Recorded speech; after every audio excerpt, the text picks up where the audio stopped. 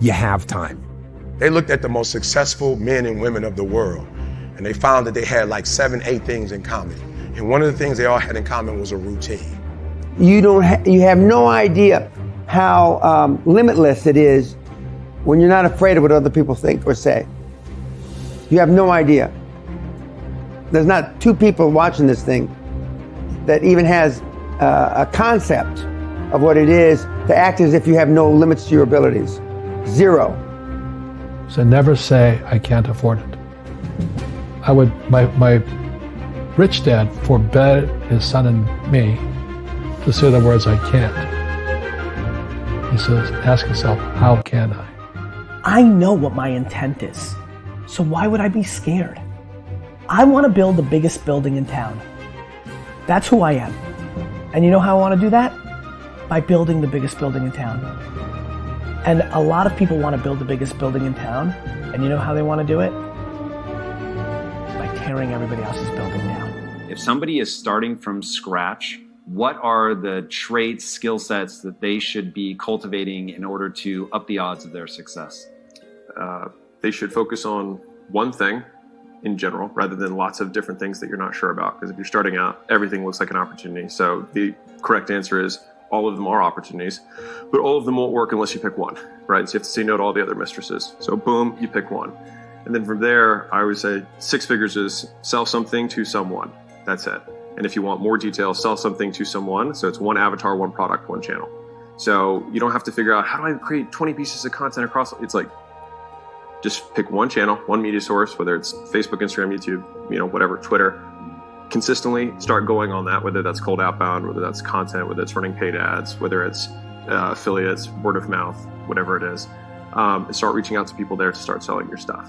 And so if you can just do that consistently, and I use something, all right. What's the skill set that's going to make somebody good? And this is 6 figures still. Yeah. So what's the skill set in that? Is it getting good at the outbound? Is it getting good at saying no to the other stuff? Like, how do we translate that into a skill set? You have to learn how to advertise, which I define as the process of making known. So how do you let other people know about the stuff you sell? So you have to advertise. There's 6 ways to do it. I covered 5 just now. So there's 6 ways you can do it. And then once people engage with whatever advertisement you have to sell them. So advertising is the first skill, selling them is the second skill. And then product would be the third skill, which is the thing that you're ultimately advertising and selling. Okay, so that gets us 6 figures. What gets us 7? Doing the same thing consistently. 76% of Americans live paycheck to paycheck. 64% of Americans that have businesses break even or lose money. Most people don't have any money and have accepted the fact that they don't have any money. They don't have any leftover money. They're fearful of money constantly. They overspend. They don't know how to produce money. They definitely don't know how to multiply it. It's just important for people to understand that complaining has no value. And if you complain about not having enough money, work more. If you complain about not having work-life balance, spend more time on vacationing in your family. It's super simple. Let your actions dictate instead of sitting there and feeling like you're not in control. Study wealthy people, they're mercurial. They're moving, they're mobile. Warren Buffett and Bill Gates do not talk about the home they live in. They talk about the places they're going to. They go meet money, they go meet wealth, they go meet connection. So it's one of the most important messages I have for entrepreneurs is that failure should inspire you to get smarter. And unfortunately, our school system says if you fail, you're stupid. That is not true. We learn from our mistakes. Mistakes are opportunities to get smarter, be humble, and take a look at something. So in the beginning of your career, and this is one of the things I find most interesting about your story, is you failed. You actually pulled your now wife aside and said, I'm a sinking ship. Yeah. And if you wanted to leave, I would completely understand. Yeah. How did you go from that to, like, there was something you figured out? Yeah. What is that thing you figured out?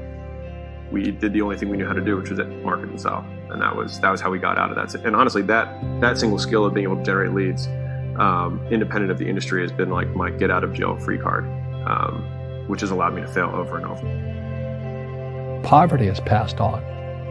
It's taught in your families. And middle class is taught in families. And so the people right now who are sitting at home, who are struggling financially or worried about money or unhappy, they may be making a lot of money, but unhappy with what they're doing, it was probably taught to you. You know, your superego was taught, get a job, work hard, or you'll never be rich, or the rich are evil, or whatever. And until you change your mindset, Correct. money won't help you, right? Correct. And we see that with people that win the lottery, people that make more money, they still have the same problem. Right. Because they have that poor man's soul. Correct. If you're poor, you'll always be poor. Money doesn't have value, right? And this is an important thing that most people don't immediately understand, is that money itself doesn't have value. Money is a vector for transmitting value. It's how you express value. But the value isn't in the money. It's in the product or service you bought with it. And it's in the labor you gave in order to acquire it in the first place. That's where the value comes from. There's nothing intrinsically valuable in the money. And it's interesting when you commit to something, little gifts just start automatically showing up. It's a phenomenal thing. It's happened my whole career. When I fully commit, somebody will bring me something. Okay. And then look, then keep your eyes open. And by the way, the package may come wrapped in a package you weren't thinking about. The stronger your mindset is, the greater your skill set is going to be. A company is simply a group of people. As a leader of people, you have to be a great listener, you have to be a great motivator, you have to be very good at praising and looking for the best in people.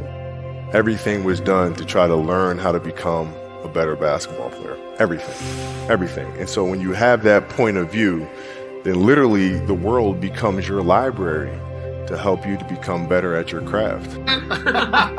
So step number one is you need to have the right mindset. And so this is why I call myself the minority mindset, and the brand minority mindset, because it's all about thinking differently than the majority of people. Because if you follow what the majority of people do, in 80 to 90% of situations, you're probably doing something wrong. And you'll be in debt. You'll be paying off debts and loans for the rest of your life. The majority of people are broke. The majority of people are living paycheck to paycheck. The majority of people are drowning in debt. The majority of people have zero to no investments. The majority of people are unhappy. The majority of people are miserable, and the majority of people do not like their jobs. This is not me exaggerating. These are all statistical numbers where more than 50% of people feel this way.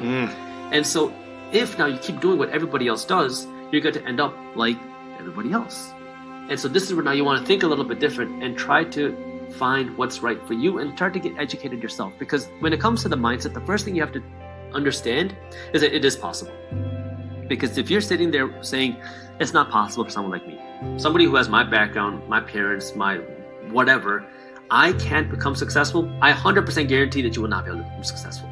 You cannot change your outcome without changing your mindset. Like, I don't want to hustle. I want to prosper. I don't want to grind. I want to create a machine that monetizes. I'm not shameful of money. I want money. I want a lot of money. I want to give money away.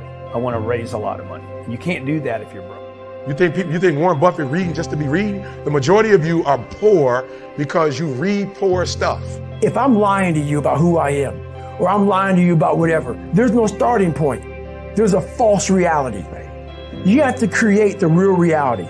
Time is money. Most people don't even understand the concept. Like, what does that even mean? They say it, but they don't know what it means. Yeah. Oh, it's a cute saying. It's a perfect t-shirt. But they're not actually applying it to their life. No, they're like, what does that mean, man? What does it mean time is money, right?